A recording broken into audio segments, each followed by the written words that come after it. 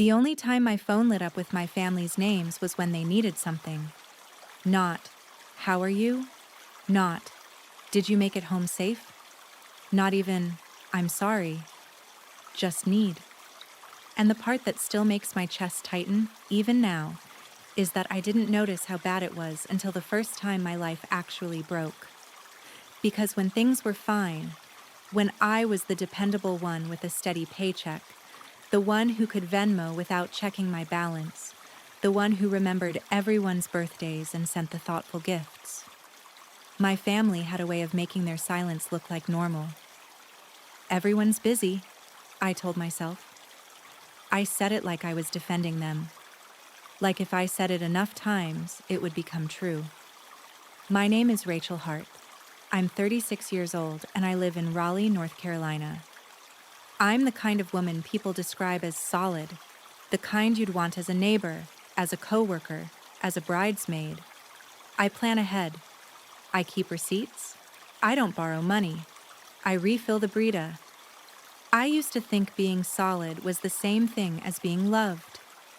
It isn't. Growing up, my parents didn't hit us or scream the way you see in those dramatic stories people tell. We were a good family. Church on Sundays, barbecue on Saturdays, summer vacations at Myrtle Beach every other year if my dad's overtime checks came in. My mom, Linda, liked to tell people she raised strong, independent kids. My dad, Tom, was the quiet type who could fix anything and loved to be admired for it. My older brother, Mark, was the golden boy who could do no wrong. My younger sister, Jenna, was the free spirit who always needed a little help. And then there was me, middle child, the fixer. If Jenna forgot her lunch, I split mine.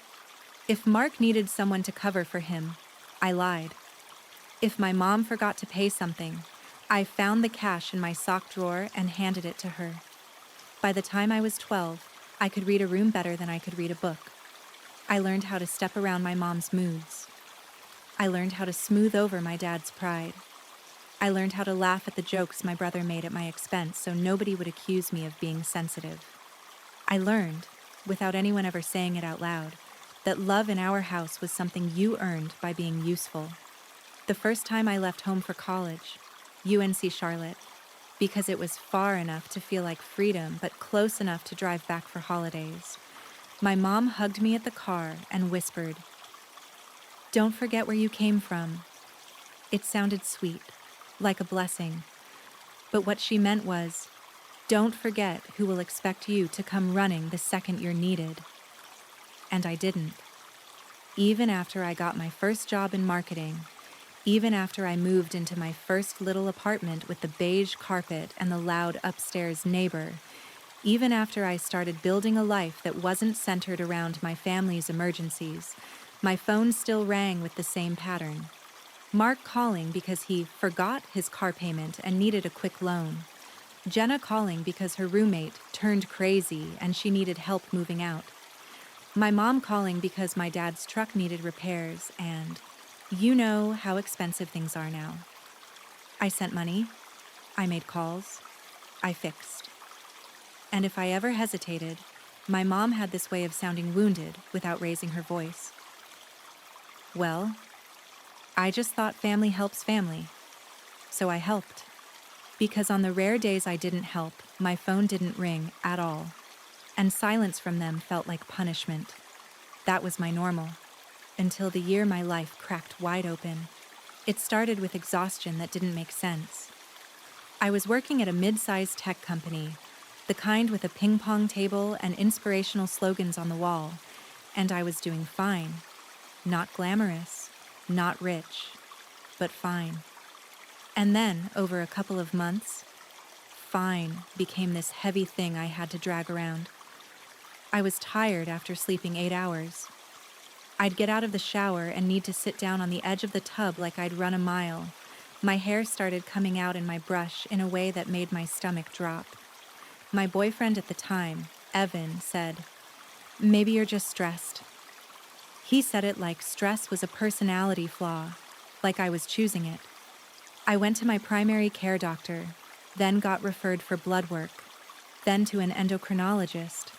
Hypothyroidism, not dramatic, not a movie illness, but enough to wreck you quietly. Medication helped, but it took time. In the meantime, I was moving through my days like I was underwater. Everything felt slower, heavier. And around the same time, our company announced restructuring. You know that corporate word that sounds like furniture being rearranged, but what it really means is you're about to lose people. We got an email, a calendar invite, a meeting with HR, and a manager who couldn't meet anyone's eyes. I remember staring at the little plant on the conference table while they explained my role was being eliminated, and all I could think was, I didn't even have the energy to be scared. They gave me a severance package, small, and a pamphlet about unemployment benefits. When I walked out with my box of desk stuff, the sun was too bright. People kept typing at their computers like nothing happened. My badge stopped working at the door. I sat in my car and tried to breathe. And then, because my body is apparently wired to worry about everyone else before it worries about itself, the first thought I had was, I can't tell my family. Not because they'd comfort me, because they'd need something. It took me 3 days to tell my mom. 3 days of staring at job boards and feeling my throat tighten every time I saw competitive salary, like the words were mocking me. 3 days of calculating how long my savings would last and realizing the number was smaller than it should have been because I'd been funding other people's chaos for years. On the 4th day, I called my mom while I was sitting on my couch, with a blanket around my shoulders like I was 80. She answered on the second ring, and before I could speak, she said, Rachel, I can't talk long. Your father's in the garage and Jenna's acting dramatic again. What's up? No. Hi. No warmth. Just a time limit. I swallowed. I got laid off. There was a pause. Then, oh, well, that's unfortunate. Unfortunate. Like I spilled coffee. I'm also dealing with a thyroid issue, I added. Because maybe, this would trigger something human in her. Another pause, shorter this time. Well, you're young. You'll bounce back. And then, without even a breath between topics. Listen, since you're not working right now, can you drive down this weekend and help your dad clean out the shed? He's been saying he needs an extra set of hands. I actually laughed. It came out weird and sharp. Mom, I'm not on vacation. I'm trying to find a job. She sighed like I was being difficult. Okay. Don't get snippy. I'm just saying it'd be nice if you were around more. You're always so busy. I stared at my living room wall where the paint was slightly scuffed near the corner from the day I moved in. I could feel something in me, small but real, starting to pull away. Did Mark know I got laid off? I asked. Why would he know? She snapped. Mark has his own life. I almost said, and I don't, but I didn't. I said, okay. And then she hit me with the one sentence that made my throat close. Just don't come asking us for money, Rachel. We're barely keeping up as it is. I blinked hard. I wasn't. You know how things are, she continued, talking over me. Your father's hours got cut last month, and Jenna is, well, Jenna. We can't be carrying you, too. Carrying me. I had been carrying them for years. I ended the call early because my voice was shaking, and I didn't trust myself not to say something I couldn't take back. When I hung up, my phone sat on my lap like a heavy brick, and then I waited for someone else to reach out. Mark didn't text. Jenna didn't call. My dad didn't even send one of his awkward, you'll be fine kiddo messages. Nothing. The silence wasn't even loud at first. It was just absence. Like the moment you realize a room is colder than it should be because someone opened a window a long time ago and never closed it. Weeks passed. I applied to jobs until my laptop fan sounded like it wanted to die. I tailored resumes. I wrote cover letters. I sat through interviews where people asked me to describe a time I overcame a challenge, and I had to smile while my hands shook under the desk. My medication dosage adjusted slowly. Some days I felt almost like myself. Other days I woke up with my bones aching like I'd been hit by a truck. And my family, they were ghosts. Except when they needed something. One morning, about a month after the layoff, my brother called. I stared at the screen like it might explode. "Hey," he said, casual. Too casual. "You busy? Busy doing what? Trying not to fall apart?" "No," I said carefully. "Cool. So listen, I've got a thing. Short term. Like a couple grand." "A couple grand." I looked around my apartment. The grocery list on the counter. The unemployment paperwork. The little bottle of thyroid meds near my coffee maker. "Mark, I'm not working," I said. He scoffed like that was irrelevant. "Yeah, but you always have savings, and I'll pay you back. I just need it for what?" I asked. There was a pause, a shuffle. "It doesn't matter. It's personal." I almost laughed again. Personal. Like my health wasn't personal. Like my job loss wasn't personal. "No," I said. "What?" he snapped. And there it was. The real Mark. Not the charming big brother people saw at family gatherings. The one who always believed I existed to cushion his life. I said no, I repeated slowly. He exhaled hard. "Rachel, seriously? I wouldn't ask if I didn't need it." I felt my pulse in my throat. "Did you ask how I'm doing?" "What?" "Did you ask how I'm doing?" I said again, and my voice was steadier than I expected. "Because you didn't. You called and immediately asked if I was busy, and then you asked for money." He went quiet for a beat. Then, in this annoyed tone, "Okay, fine. How are you?"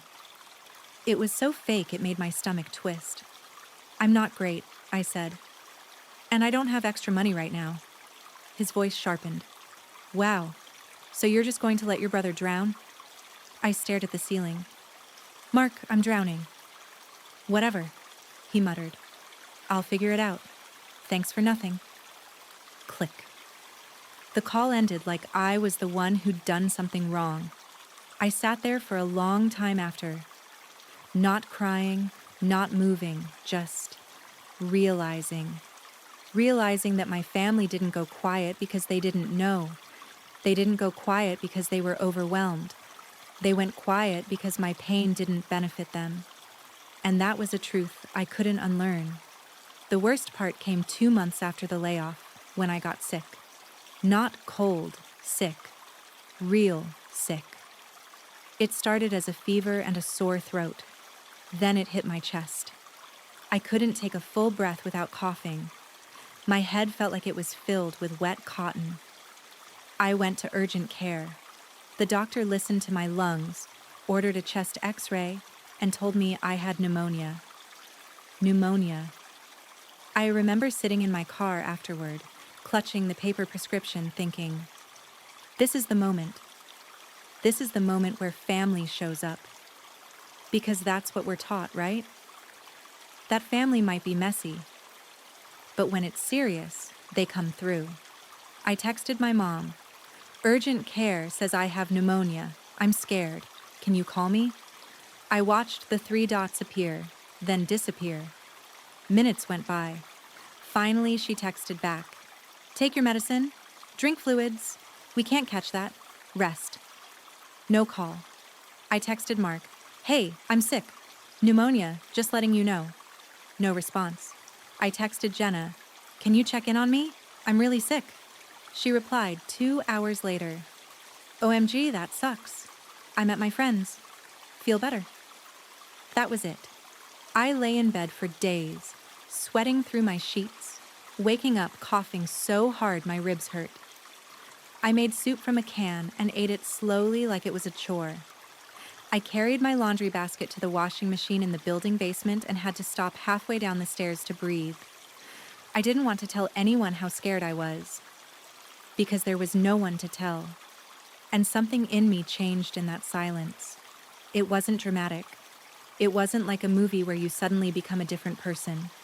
It was quieter than that, like a door in your mind closing. I started keeping track. Not in a petty way, in a factual way. Date I got laid off? No calls. Date I got diagnosed? No calls. Date I got pneumonia? No calls. But you know what did happen? On the second week of pneumonia, my mom texted me, "Your Aunt Carol's birthday is next week. Are you sending a gift or should I put your name on ours?" I stared at the message until my eyes burned. Then I typed, "I'm not sending anything." She replied, "Don't embarrass us." Embarrass us. Like my job loss and illness were an inconvenience to their image. I didn't respond. I turned my phone on silent and let it sit face down. That was the beginning of my decision, even if I didn't know it yet. Because after pneumonia, after my lungs stopped feeling like paper, after my thyroid medication finally stabilized, after I got to a point where I could walk upstairs without seeing stars, I looked at my life and realized something that should have been obvious. I was trying to rebuild with one hand tied behind my back. Because even when my family wasn't contacting me, I was still emotionally attached to them. Still hoping they would suddenly see me. Still waiting for a version of love they'd never shown. So I stopped waiting. I got serious in a way I'd never been before. I treated job hunting like a job. I woke up at 6:30 a.m. I walked around my neighborhood to get sunlight and reset my body. I made coffee at home instead of buying it. I tracked every dollar. And I did something that felt both terrifying and empowering. I stopped sending money. Even the small things. No more helping Jenna with her rent gap. No more covering my mom's unexpected expense. No more, just this once for Mark. I didn't announce it. I just stopped.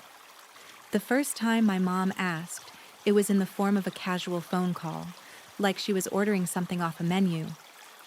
"Rachel, can you send $300? Your father's truck needs a part." I said, "No." Silence. Then, "No? No," I repeated. She lowered her voice like she was trying to be reasonable. "Honey, it's just 300. You can't do 300? I felt my heart speed up, but my voice stayed calm. "I'm not working yet. I'm not sending money." She made this sound, half sigh, half disgust. "So what? You're just going to let us struggle?" I almost said, "You didn't even ask if I was alive during pneumonia." But I didn't. I said, "You'll figure it out." And I hung up. That was the first boundary. It didn't feel triumphant. It felt nauseating. My hands shook afterward. I paced my apartment like I'd done something illegal. But then, nothing bad happened. The world didn't end. I didn't get struck by lightning for saying no. And that gave me more courage than any motivational quote ever could. I started setting boundaries in other ways too. I stopped answering calls immediately. I stopped explaining myself. I stopped apologizing for existing. And the more I did that, the quieter my life became, in a good way. By late fall, after months of applications and interviews and rejection emails that started to blur together, I landed a job. Not my dream job. Something better. A stable job. Marketing manager at a healthcare company with actual benefits. A boss who was blunt but fair. A salary that wasn't mind-blowing but was enough to breathe again. When I signed the offer letter, I didn't call my mom. I didn't call anyone in my family. I sat in my apartment with a bowl of microwave popcorn and I cried. Not because I was sad, but because for the first time in my life, I felt proud of myself without needing anyone else to witness it. I rebuilt. Slowly, carefully. I paid down the credit card balance that had crept up during unemployment. I built my savings back up. I started cooking real meals again. I joined a gym that had a women's strength training class, and it felt like reclaiming my body after months of being betrayed by it. I made friends at work, real friends, not just work friends, people who asked how I was and waited for the answer, people who didn't call only when they needed something. I started going to a Saturday farmer's market and buying ridiculous little bouquets of flowers for my kitchen table, because I could. I took myself on a weekend trip to Asheville in the spring.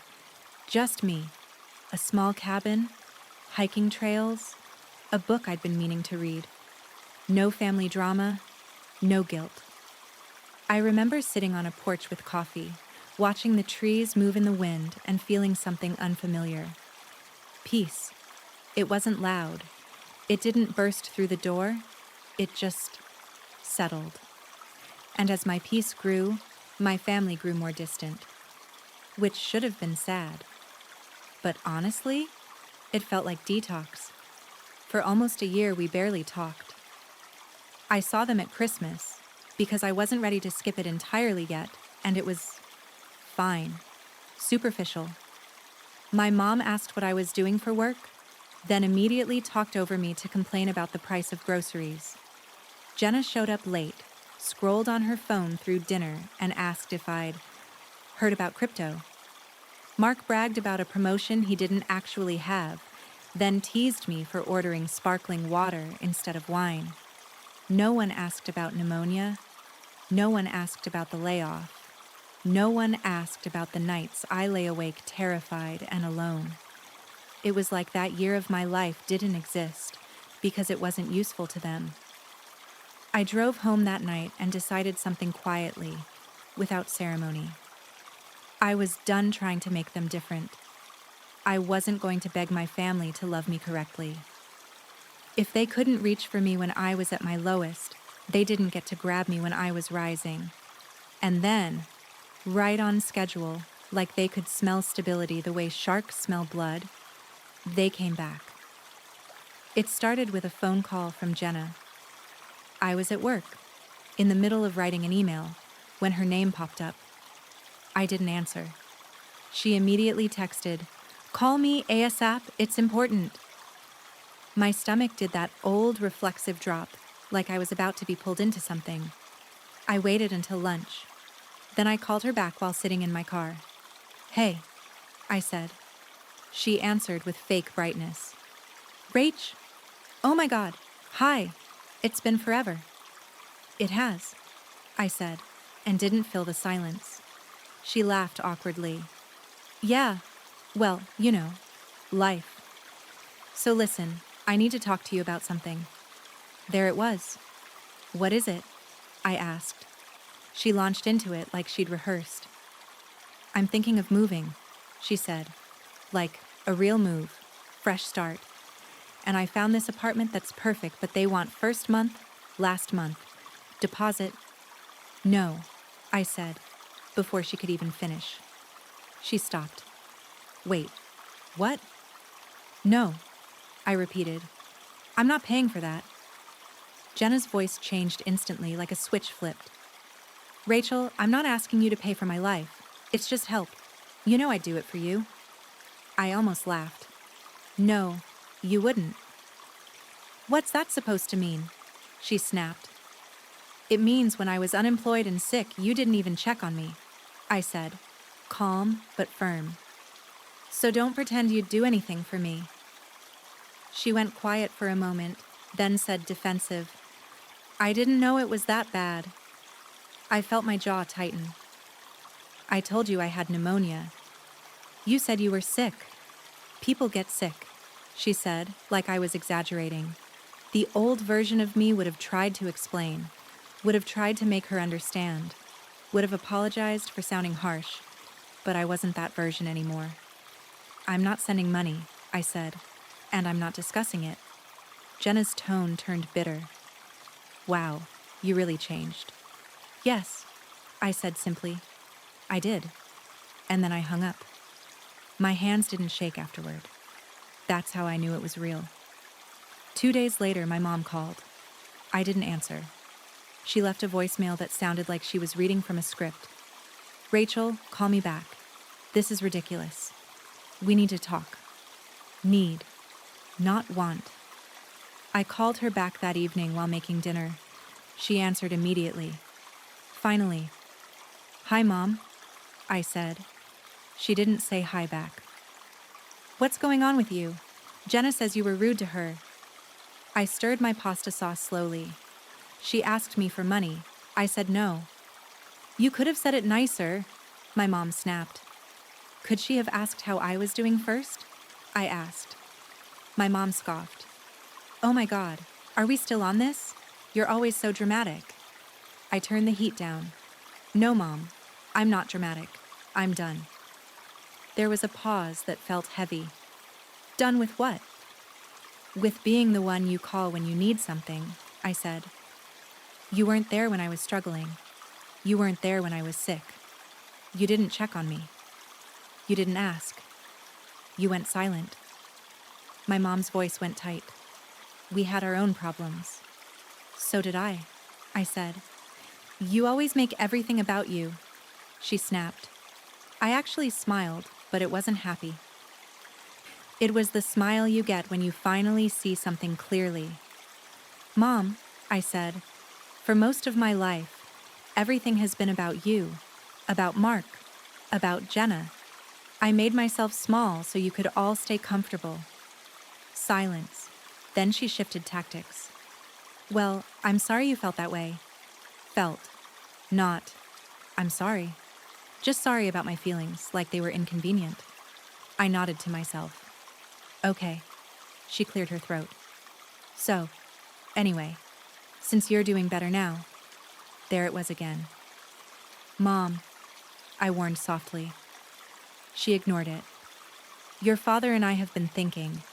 It would be fair if you helped us out a little. We've done a lot for you." I nearly dropped the spoon. "You've done a lot for me," I repeated. "Yes," she said, like it was obvious. "We raised you. We supported you." I let the silence stretch, because if I spoke too quickly, I would say something sharp.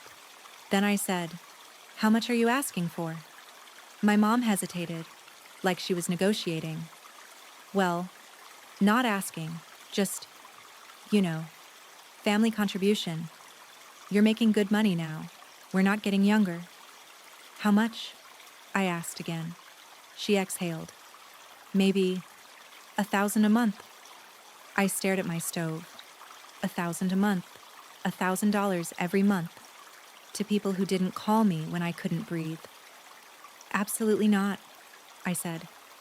My mom's voice rose. "Rachel, do you hear yourself?" "Yes," I said, calm. "I hear myself." "We're your parents," she shouted. "And I was your daughter," I said quietly. "When I was sick, you texted me drink fluids and didn't call. When I was unemployed, you told me not to ask you for money. You don't get to rewrite history now that I'm stable." My mom's breathing sounded sharp. "So you're punishing us?" "No," I said. "I'm protecting myself." My mom started crying then, sudden, dramatic, like a siren. "I can't believe this," she sobbed. "After everything we've done, you're turning your back on us. You've become cold." I let her cry. That might sound cruel, but it wasn't cruelty. It was clarity. I wasn't responsible for her emotions anymore. "I'm not cold," I said. "I'm finally honest." Then she did the thing she always did when she was losing control. She brought up the family storyline, the one that made me sound like the villain. "Mark said you've been bragging," she sniffed, "posting about your trips and your promotions like you're better than us." I frowned. "I haven't posted anything about my salary, Mom." "But people talk," she insisted. "And if you can afford vacations, you can afford to help your family." There it was. My success was only valuable if it could be harvested. I took a breath. "Mom, listen carefully. My finances are not a family resource. I'm not discussing money with you, Mark, or Jenna ever again." She gasped. "Excuse me?" "I'm setting a boundary," I said. "If you call me for money, I'll end the call. If you guilt me, I'll take space. Her voice turned icy. So you're threatening your mother? No, I said. I'm informing you. She went quiet, and in that quiet, I could almost hear her calculating a different approach, because my mom was a master of switching masks. Finally, she said softer, Rachel, honey, we just miss you. I closed my eyes. I wanted to believe it. God, I wanted to believe it. But missing me didn't look like asking if I was okay during pneumonia. Missing me didn't look like silence for a year until they smelled money again. If you miss me, I said, call to talk. Call to ask how I'm doing. Call because you want to be in my life, not because you want a piece of it. She didn't answer, and that was my answer. After that call, the next weeks were messy. Mark called 3 times. I didn't answer. He left voicemails that were a mix of anger and entitlement. Rachel, you're being ridiculous. Mom's upset and you need to fix it. Don't forget who was there for you growing up. There it was again. Rewrite history, demand access. I didn't respond. Then came the group text. Mom, we need to meet as a family. Mark, yeah, this is getting out of hand. Jenna, can we just talk like adults? I stared at my phone and felt the old familiar pressure trying to clamp around my ribs. Meet as a family. In my family, that meant everyone lines up and tells Rachel what she did wrong. And the craziest part? A small part of me still wanted to go, still wanted to be forgiven, still wanted them to suddenly realize I mattered. But that part of me was older now, wiser, and she was tired. I typed one message. I'm not meeting. If you want a relationship with me, it starts with respect. No money requests, no guilt. If you can't do that, we won't talk. Then I muted the thread. The messages kept coming for hours, bubbling on my screen like a pot boiling over. Wow. So you're just cutting us off? Fine, do whatever.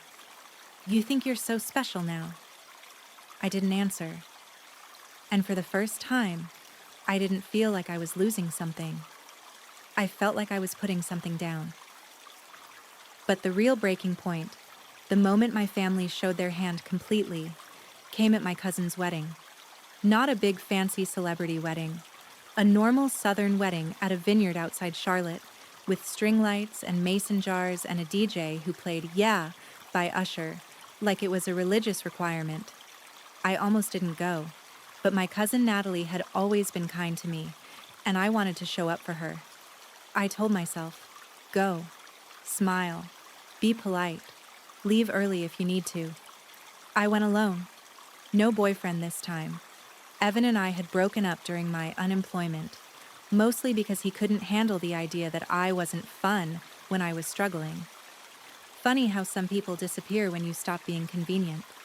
When I arrived at the vineyard, the air smelled like grass and perfume and barbecue smoke drifting from the catering area. People were laughing, taking photos, clinking glasses. And then I saw them. My mom, my dad, Mark, Jenna, standing together like they'd been rehearsing the image of a united family. My mom spotted me first. Her face tightened for half a second. Then she put on her public smile and walked toward me with arms open. Rachel, she said, loud enough for people to hear. There you are.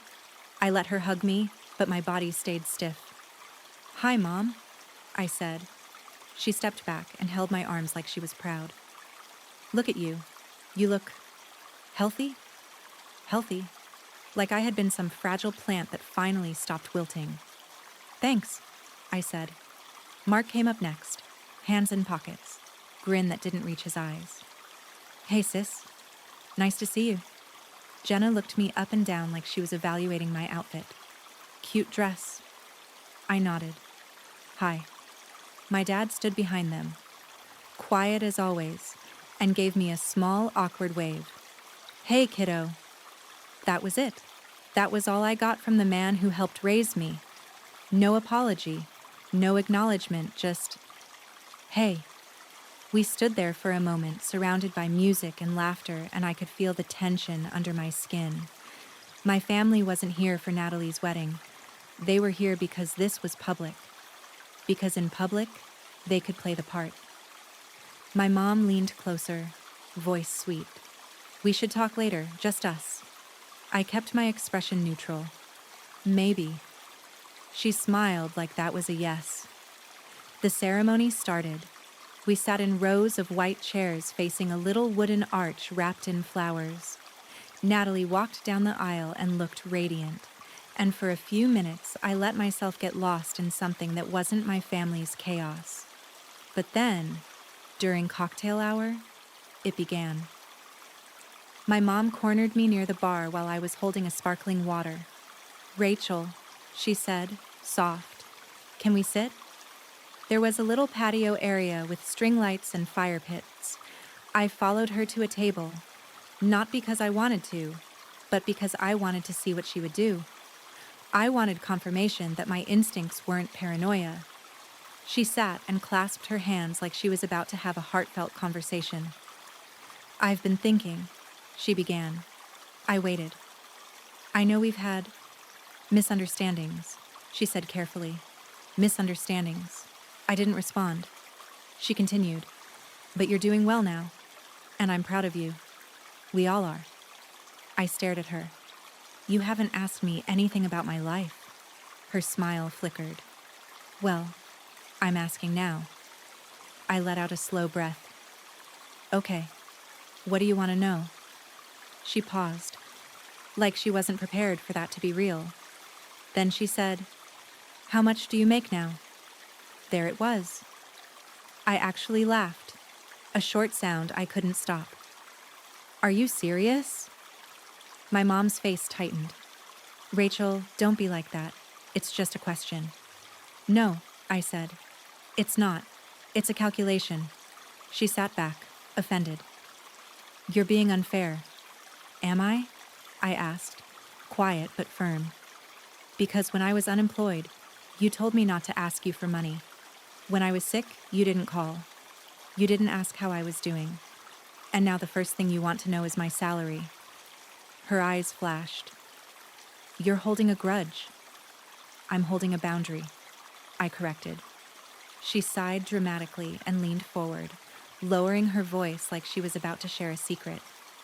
"Rachel, your father and I are struggling," she said. "And Mark has been having a hard time too."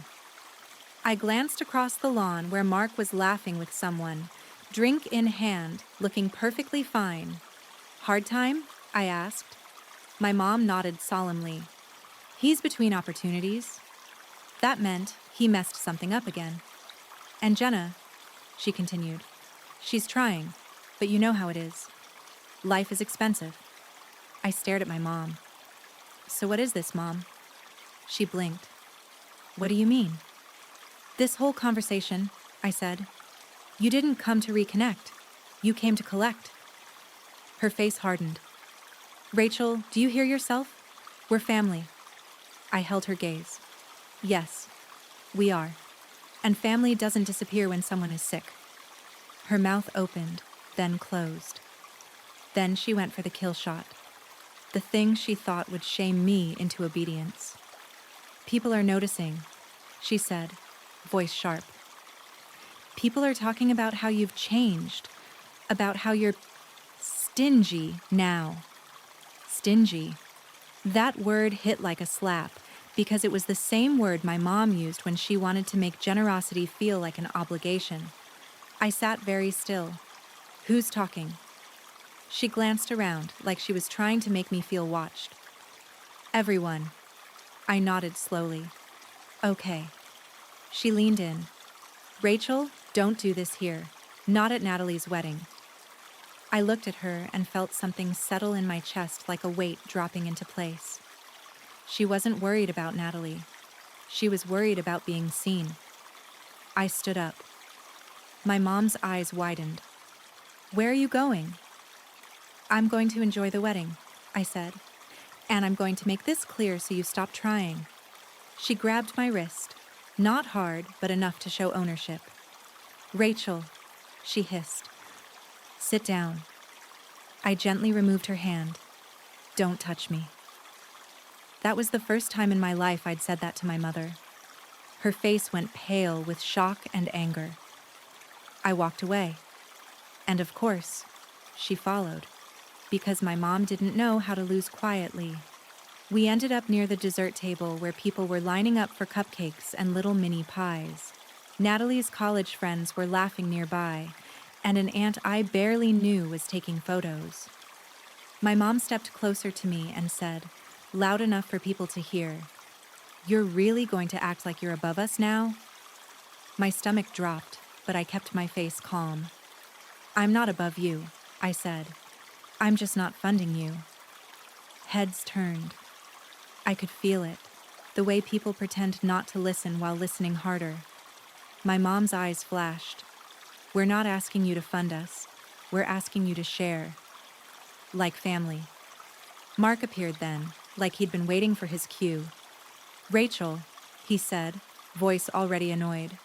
"What's going on?" My mom immediately played victim. "She's being cold again. She's embarrassing us." Mark turned to me, jaw tight. "Why are you doing this here?" I looked at him. "Why are you?" He blinked. "What?" "You didn't check on me when I was sick," I said, voice steady. "You called me for money when I was unemployed.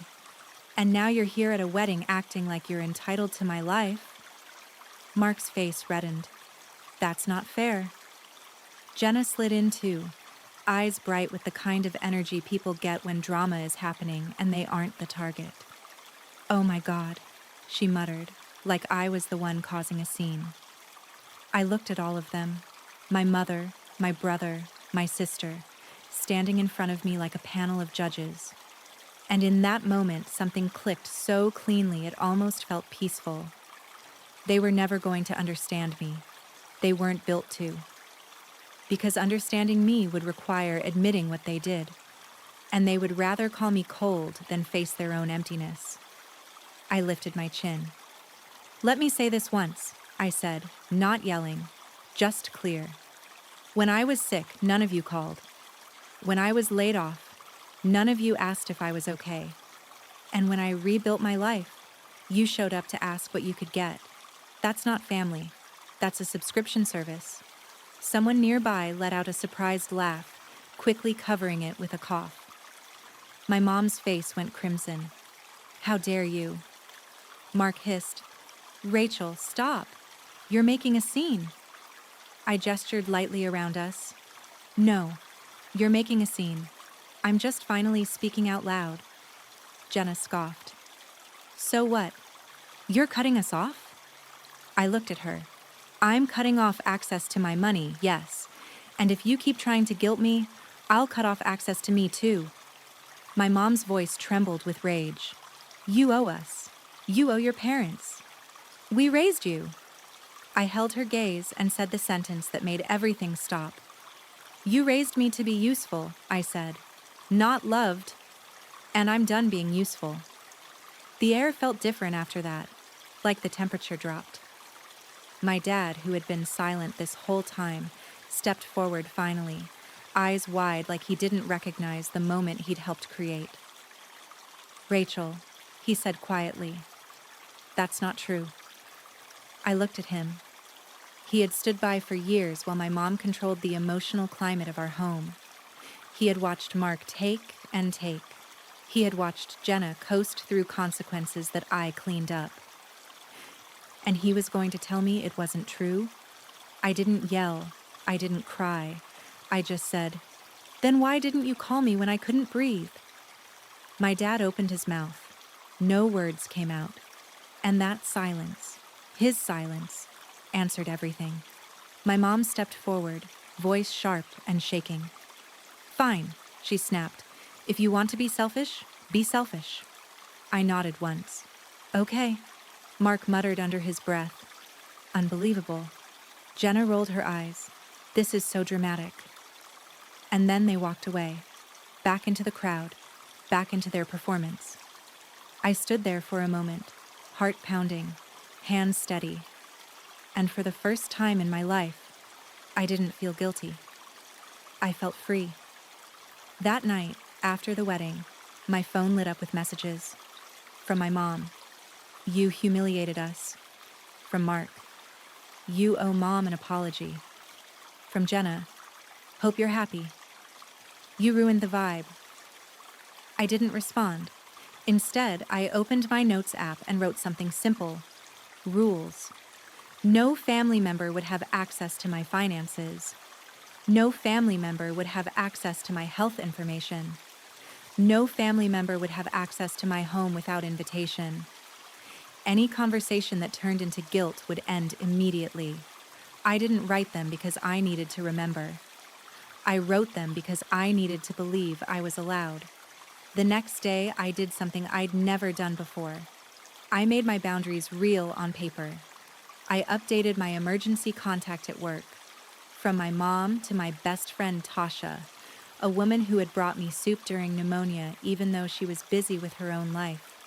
I updated my beneficiary information.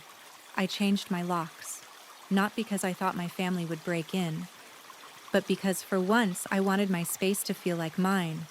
And I started therapy, not because I was broken, because I was tired of carrying the story my family wrote for me.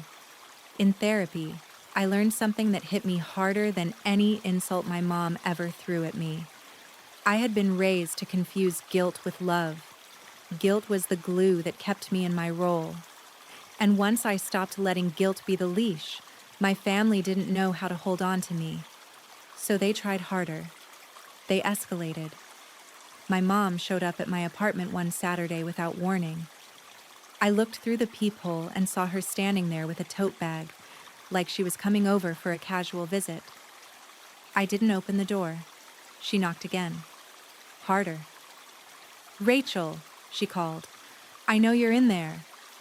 I didn't move. My phone buzzed. A text from her. "Open the door. We need to talk." Need. Always need. I texted back. "I'm not available. Please leave." She started knocking again, loud enough that my neighbor's door cracked open down the hall. I took a breath, opened the door just enough to step into the hallway, and closed it behind me so she couldn't see inside. My mom's eyes flared. "Really? You won't even let me in?" "No," I said. She lifted her tote bag like it was proof of her goodness.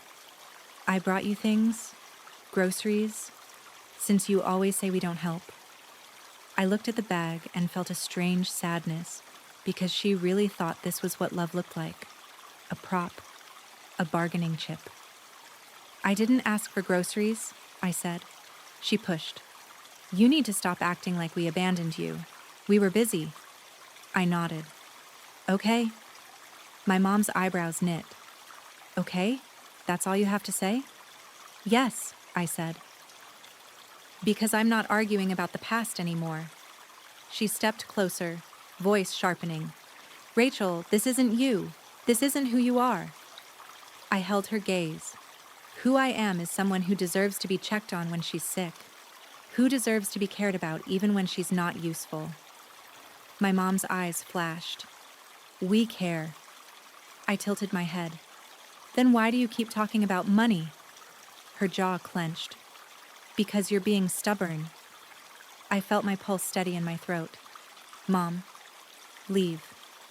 If you want a relationship with me, we can talk on the phone next week for 10 minutes about normal things. No money, no guilt. If you can't do that, we won't talk." She stared at me like I'd slapped her. And then she did what she always did when she couldn't control me. She cried. Not quiet tears. Loud, messy tears, meant to shame me in public. "I can't believe my own daughter is treating me like a stranger," she sobbed. My neighbor across the hall fully opened her door then, peeking out. My mom noticed. Of course she did. She looked straight at my neighbor and said dramatically, "I just don't know what happened to her." The old me would have rushed to comfort her, would have apologized, would have tried to make it look normal. But I wasn't old me. I looked at my neighbor and gave a small nod. Then I looked back at my mom and said softly, "Please leave." My mom's tears stopped instantly, like a faucet turning off. Her eyes turned hard. "Fine," she hissed. "If you want to be alone, be alone." She shoved the tote bag into my arms like it was punishment and walked down the hallway. I carried the bag inside and set it on my kitchen counter. And then I did something that surprised even me. I donated most of it. Not because I didn't need groceries, but because I refused to let her use them as evidence. I chose my own support system now. A month after that, Mark tried a different tactic. He texted me a photo of our childhood house. "Mom's heartbroken. Dad's stressed. You're tearing this family apart." I stared at the message and felt the old guilt try to crawl up my spine. Then I typed back one sentence. "I didn't tear it apart. I stopped pretending it was whole." He didn't respond, but he didn't stop. A few weeks later, I got a call from an unknown number. I almost ignored it, but something told me to answer. "Rachel?" a woman's voice said. "Hi, this is Donna. I'm a friend of your mom's." My stomach tightened. A proxy call. Of course. "Hi," I said cautiously. Donna continued. Voice syrupy. "Your mom is just so worried about you. She says you've been isolating and she's scared you're depressed." I nearly laughed. Depressed? No. I was finally breathing. "I'm fine," I said, "and I'm not discussing my relationship with my mother with her friends." Donna went silent. Then, "I just think family is everything." I kept my voice calm. Family is not everything if it costs you yourself. And I hung up. After that, I blocked Donna's number. Because that's what boundaries are. Not speeches, not dramatic confrontations, but quiet actions repeated consistently until people learn you mean it. And slowly, my family learned. Not because they understood, but because they realized I wasn't budging. Months passed. My life kept growing. I got another raise. I started mentoring a younger woman at work who reminded me of myself. Overly responsible, always apologizing. I started saying no in meetings without a tremble in my voice. I spent Thanksgiving with friends instead of my family. We made a potluck. Someone burned the rolls. Someone forgot the cranberry sauce. Someone's dog stole a piece of turkey off the counter. And it was the happiest Thanksgiving I could remember. Because nobody demanded anything. Nobody made love conditional. I started dating again. Slowly. Carefully. Not looking for someone to fill a hole, but looking for someone who respected my boundaries. And then, about a year and a half after the layoff, something happened that made my family reappear in full force. I got recognized. Not famous, not viral influencer recognized. But I was featured in a local business magazine, Women Who Are Changing Healthcare Marketing kind of thing. A small profile, a photo of me in a blazer, a quote about rebuilding after setbacks. My coworkers congratulated me. My friends took me out for tacos and margaritas. Tasha hugged me and said, "I'm so proud of you, I could scream." I felt seen. And then my phone lit up with a name I hadn't heard from in almost a year. Mom. I stared at it, my thumb hovering. Part of me wanted to ignore it. Part of me wanted to answer just to see what she'd say. I answered. "Hello?" My mom's voice was warm, too warm. "Rachel, hi, honey." My body went still. "Hi," I said. "Oh my gosh," she gushed. "We just saw your article. Look at you. I'm telling everyone that's my daughter." There it was, claiming me when I looked good. I didn't respond. She kept going, voice excited. "Your dad was like, 'That's our girl. We're so proud.' Mark said, 'What do you want, Mom?' I asked, quiet but direct. Her warmth faltered for half a second. Then she laughed lightly. 'What do you mean?' 'I mean,' I said, 'you haven't called me in a year.' And now you're calling because you saw an article. So, what do you want? Silence. Then she said carefully, "We just want to reconnect." I nodded to myself. "Okay, how have you been?" She hesitated. "Oh, you know, same."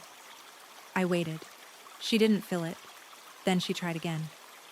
"Listen, we've been thinking. Since you're doing so well now." There it was again. And this time, I didn't feel anger. I felt almost pity, because she really could not help herself. "Mom," I said softly, "stop." She bristled. "Stop what?" "Stop turning my success into a family resource," I said. "I'm not sharing my income. I'm not giving monthly money. I'm not funding anyone's life." Her voice sharpened. "Rachel, you're being cruel." "No," I said. "I'm being consistent." She inhaled, and I could hear her pivoting into her favorite weapon, moral superiority. "Family helps family," she said firmly. I said, "Family checks on family." She snapped, "We did check on you." I didn't argue. I didn't list dates. I didn't remind her of pneumonia or unemployment. I just said, "That's not true." Silence again. Then, coldly, "So that's it? You're rich now, and you think you don't need us." I felt something tighten in my chest. Not guilt, but grief. Because that was her final story. The only story she could tolerate. "Mom," I said, voice steady. "I needed you when I wasn't rich. I needed you when I was scared and sick and alone. That's what makes this so sad. You keep showing up after the storm and asking for pieces of the house I rebuilt by myself." My mom's breathing sounded sharp. "You're ungrateful." I paused. Then I said, "If you want a relationship with me, it won't be built on guilt. It will be built on respect. And if you can't do that, I'll hang up." She whispered, "Wow." I waited. She didn't soften. She didn't apologize. Instead, she said, flat and furious, "Fine. We'll remember this." I replied, "I hope you do." And then, because I meant it, I ended the call. My hands were steady when I set the phone down. And for the first time, I didn't feel like I was abandoning anyone. I felt like I was choosing myself. That should have been the end. But my family wasn't done. Because once they realized I wasn't going to bend, they tried to break me. They started telling people I was cold, that I'd changed, that I was ashamed of them. I found out because a cousin texted me, "Hey, are you okay? Your mom says you won't talk to them and they're worried." Worried. They were never worried when my lungs were infected. But now, worried was useful as a weapon. I didn't defend myself publicly. I didn't post vague quotes online. I didn't start a war. I did the quiet, adult thing my family never taught me. I told the truth to the people who mattered. To Natalie, I said, "I love you. This isn't about you. But my family only reaches out when they need something, and I'm done being used." Natalie listened. She didn't argue. She just said softly, "I believe you." And that one sentence did more healing than 100 forced family meetings ever could. To my Aunt Carol, yes, the birthday gift aunt, I told her the same. She looked uncomfortable, but she didn't push. To anyone who came at me with guilt, I repeated one line like a mantra: "I'm not discussing my boundaries," because boundaries aren't negotiations. And the more I held firm, the more my family's story about me started to crack. Because you can only call someone selfish for so long before people start noticing you're always the one with your hand out. The final attempt, what I now think of as their last big grab, came on a random Tuesday. I was leaving work when I saw a notification, a voicemail from my dad. My dad almost never left voicemails. My chest tightened. I listened in my car. His voice was quiet, strained. "Rachel, it's Dad. Call me, please. No guilt, no anger, just please. For a moment, the little kid in me surged forward, ready to run, ready to fix. I called him back. He answered on the first ring. "Rachel." "Dad," I said. "What's going on?" He hesitated. Then he said, "Your mom. She's been really upset." I waited. He exhaled. "Mark's in trouble." "Of course. What kind of trouble?" I asked. My dad's voice dropped. "Debt. Bad debt. And he put some things in our name." My stomach turned. "In your name?" I repeated. My dad sounded ashamed. "We didn't know. Your mom didn't know." I gripped my steering wheel. "How bad?" He swallowed. "They're talking about legal stuff. Legal stuff. The kind of stuff that could destroy people's lives." And in that moment, I understood exactly why my dad was calling me. Not because he missed me. Because he wanted me to fix it. "Rachel," he said, voice breaking slightly. "Your mom thinks you might help. Just this once. Just to get him out of the hole." I stared through my windshield at the parking lot lights. I could have screamed. I could have cried. But what I felt most was exhaustion. "Dad," I said quietly, "did you call me when I had pneumonia?" Silence. I continued. "Did you call me when I got laid off?" Silence again. My throat tightened, but my voice stayed calm. "You're calling me now because Mark did something reckless and you want me to clean it up." My dad whispered, "Rachel." I swallowed. "No." His voice cracked. "He's your brother. And I was your daughter," I said softly. "And I did not matter when I was in pain." My dad's breathing sounded shaky. "So you're really going to let him—" "I'm going to let him face the consequences of his choices," I said. "And I'm going to let you handle this as his parents, because you're the ones who kept protecting him." My dad whispered, "Your mom will never forgive you." I felt a strange calm settle over me, like the final piece clicking into place. "She never forgave me for not being useful," I said. "So I'm not afraid of that anymore." Then I added, gently but firmly, "Dad, I love you. But if you call me again to ask for money or rescue, I won't answer." He didn't speak for a long time. Finally he said, barely audible, "Okay." And when I ended the call, I sat there for a moment, hands on the wheel, breathing. My chest hurt, not with guilt, but with grief. Because part of me had always hoped my dad would choose me, but he didn't. He chose peace with my mom. He chose the family story. He chose the path of least resistance.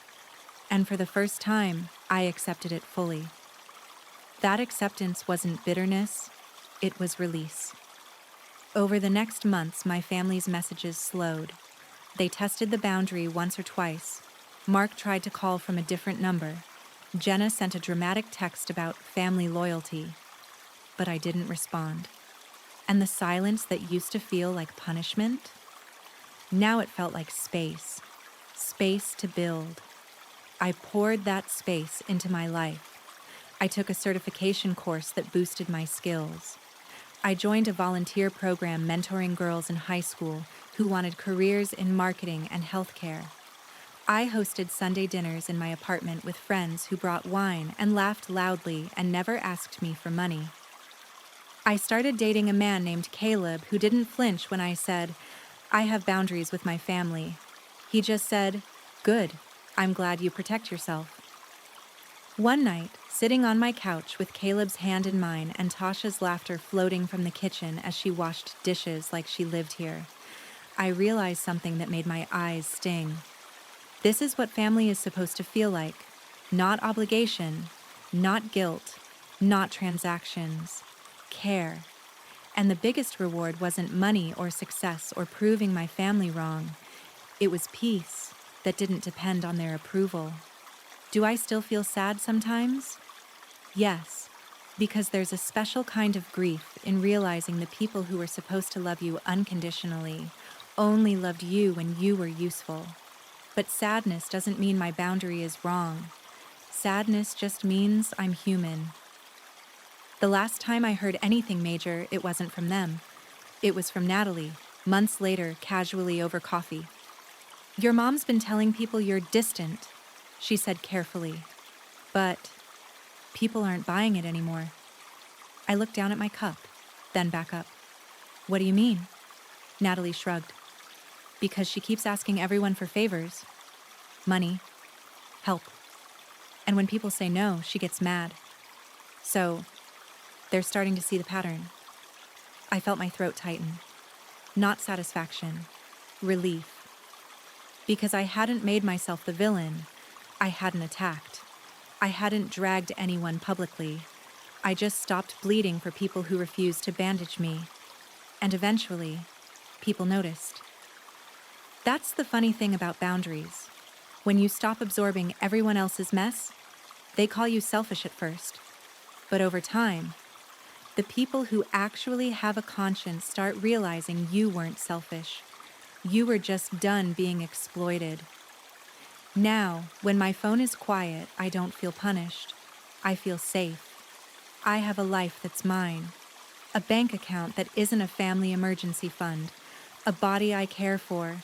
A mind I protect. A home that feels like a sanctuary. And if my family ever comes back, not to collect, not to guilt, not to perform, but to genuinely repair, then maybe there's a path. But it won't be a path paved by my sacrifice. It will be paved by their accountability. Until then, my boundary stays where it is. Firm, quiet, and non-negotiable. Because I didn't rebuild my life just to hand it back to the people who watched it collapse and looked away. I rebuilt it so I could finally live in it.